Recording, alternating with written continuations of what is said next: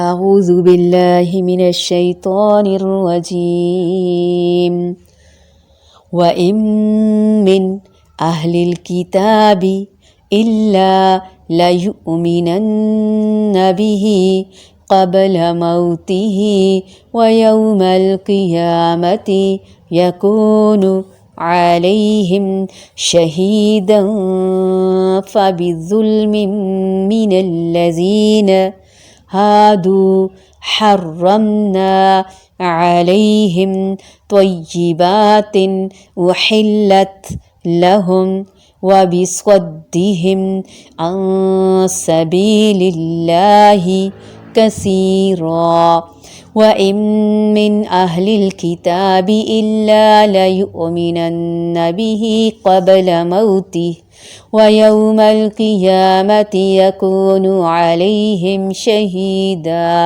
فَبِظُلْمٍ مِّنَ الَّذِينَ هَادُوا حَرَّمْنَا عَلَيْهِمْ طَيِّبَاتٍ أُحِلَّتْ لَهُمْ وَبِصَدِّهِمْ عَن سَبِيلِ اللَّهِ كَثِيرًا وَإِن اور نہیں من اہل الکتابی اہل کتاب میں سے الا مگر لیؤمنن البتہ وہ ضرور ایمان لائے گا بھی اس پر قبل پہلے موتی ہی اس کی موت سے ویوم اور دن القیامتی قیامت کے یکون وہ ہوگا علیہم ان پر شہیدن گواہ فبظلم پس بوجہ ظلم کے من الذین ان لوگوں کے جو ہادو یہودی بن گئے حرمنا حرام کر دی ہم نے علیہم ان پر طیبات پاکیزہ چیزیں احلت جو حلال کی گئی تھیں لہم ان کے لیے وبصدہم اور بوجہ ان کے روکنے کے عن سبیل اللہ اللہ تعالی کے راستے سے کثیرن اکثریت کو بہت سوں کو۔ اہل کتاب میں ایک بھی ایسا نہ بچے گا جو حضرت عیسیٰ علیہ السلام کی موت سے پہلے ان پر ایمان نہ لا چکے، اور قیامت کے دن آپ ان پر گواہ ہوں گے جو نفیس چیزیں ان کے لیے حلال کی گئی تھیں وہ ہم نے ان پر حرام کر دیں ان کے ظلم کے باعث اور اللہ تعالی کی راہ سے اکثر لوگوں کو روکنے کے باعث۔ اس آیت کے دو مطلب ہیں اور دونوں ہی درست ہیں۔ پہلا تو یہ ہے کہ یہود و نصارہ کا ہر شخص اپنے مرنے سے پہلے عیسیٰ علیہ السلام کی نبوت اور ان کے زندہ اٹھائے جانے پر ایمان لے آئے گا، مگر یہ اس وقت کی بات ہے جب موت سامنے آ جاتی ہے، جیسا کہ فرعون مرتے وقت ایمان لے آیا تھا، مگر اس وقت ایمان لانے کا کوئی فائدہ نہیں ہوگا۔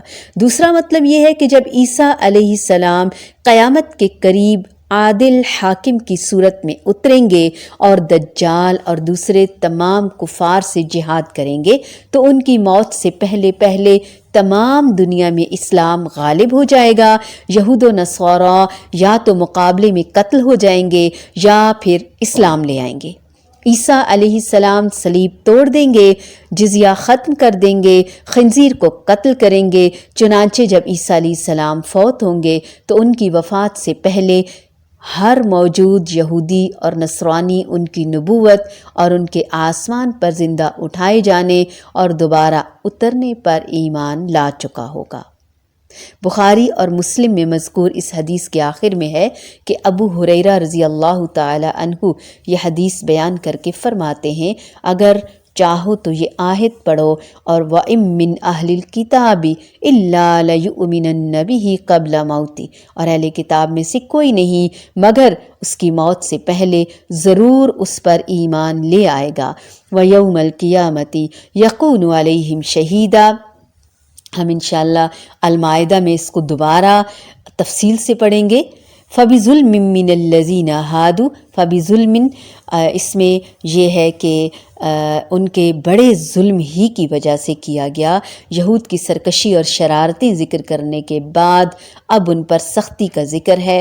حرمنا علیہم طیبات احلت لہم، پاکیزہ چیزوں کی یہ حرمت کچھ تو ان کی سرکشی کی بنا پر اللہ تعالیٰ کی طرف سے تھی، کیونکہ وہ گناہ پر دلیر تھے، شیر تھے، تاکہ ان کی سرکشی کچھ ٹوٹے. یہ شرعی حرمت تھی، جیسا کہ سورۃ الانعام میں انشاءاللہ 146 میں ہے. اور کچھ چیزیں انہوں نے اپنے احبار اور رہبان کو حلال اور حرام کا اختیار دے کر ان کے حرام قرار دینے کی وجہ سے حرام کر لی، اپنے بڑوں کی وجہ سے، بزرگوں کی وجہ سے. گویا یہ اللہ کی تقدیر میں ان کے بڑے ظلم، شرک، احبار اور رہبان کو رب بنانے کی سزا کے طور پر حرام ہوئی. جیسا کہ اب مسلمانوں میں سے بعض نے اپنے اماموں کے کہنے پر کئی چیزیں، حلال چیزیں حرام اور کئی حرام چیزیں حلال کر دیں. شاہ ولی اللہ رحمہ اللہ نے ایک اور نفیس مطلب بیان کیا ہے کہ یہاں طیبات سے مراد ان انعامات کا موقوف کر دینا ہے جو بادشاہی اور نبوت و نصرت کی شکل میں حاصل تھا، جیسا کہ اللہ تعالیٰ نے فرمایا وَضُرِبَتْ عَلَيْهِمُ الذِّلَّةُ وَالْمَسْكَنَةُ سورۃ البقرہ میں، اور ان پر ذلت اور محتاجی مسلط کر دی گئی. حقیقت میں تینوں ہی مراد ہو سکتی ہیں یہ باتیں. تو ہم نے تو اپنا جائزہ لینا ہے نا ان آیات کی روشنی میں، ان احادیث کی روشنی میں، کہ آج ہمارا ایمان کتنا پختہ ہے یا پھر کتنا ڈاواں ڈول ہے. تو حضرت عیسیٰ علیہ السلام کا آسمان کی طرف اٹھایا جانا، اس پر ہمارا ایمان، عقیدہ ہونا، یقین ہونا، عالم برزخ کو دیکھتے ہوئے وہ ایمان لے آئے گا. شاید اس کو عیسیٰ علیہ السلام دکھائے جائیں گے. اہل کتاب میں سے کوئی ایسا نہ ہوگا جو اس کی موت سے پہلے اس پر ایمان نہ لائے. کس پر؟ عیسیٰ علیہ السلام پر.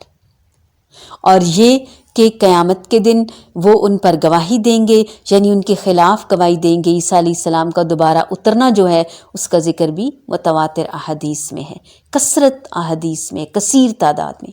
ایک حدیث میں آتا ہے اللہ تعالیٰ مسیح ابن مریم کو بھیجیں گے اور وہ سفید مینار پر دمشق کے مشرقی جانب اتریں گے، زرد رنگ کے کپڑے پہنے ہوئے ہوں گے اور اپنے دونوں ہاتھ فرشتوں کے بازو پر رکھے ہوئے ہوں گے. کس قدر خوبصورت منظر کشی کی اللہ تعالیٰ نے، رسول اللہ صلی اللہ علیہ وآلہ وسلم نے. صحیح مسلم کی یہ 7560 روایت ہے. یعنی بہت آرام سے اتر آئیں گے، اور جب اتریں گے تو پھر اس کے بعد اللہ تعالیٰ نے ان کی جو ذمہ داریاں اور ڈیوٹیاں رکھی ہیں واپس آ کر ان کو انجام دیں گے. اور وہ کیا ڈیوٹیز ہوں گی؟ نبی کریم صلی اللہ علیہ وآلہ وسلم نے فرمایا وہ لوگوں سے اسلام کے لیے قتال کریں گے، یعنی وہ دین اسلام پر ہوں گے، نہ یہودیت پر، نہ نصرانیت پر. صلیب توڑیں گے جو ان کے ماننے والوں نے ان کے نام پر بدعت ایجاد کر لی، اور خنزیر کو ہلاک کر ڈالیں گے، یعنی اس کلچر کو ختم کر دیں گے. اور اللہ تعالیٰ نے دیگر جو حرام چیزیں کی ہیں ان کو ختم کر دیں گے، جزیہ موقوف کر دیں گے. اللہ تعالیٰ ان کے زمانے میں اسلام کے علاوہ دیگر سب دینوں کو ختم کر دے گا، یعنی صرف ایک ہی دین اس وقت دنیا میں رہ جائے گا، اور وہ ہے دین اسلام. اور سب سے بڑا کام جو وہ کریں گے وہ ہوگا دجال کو ہلاک کرنا، اور وہ آ کر دجال کو ہلاک کر دیں گے. اللہ اکبر کبیرہ.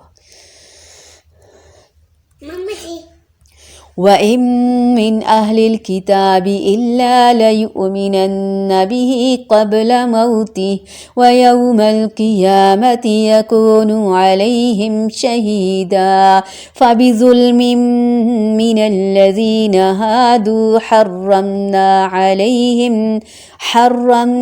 عَلَيْهِمْ طَيِّبَاتٍ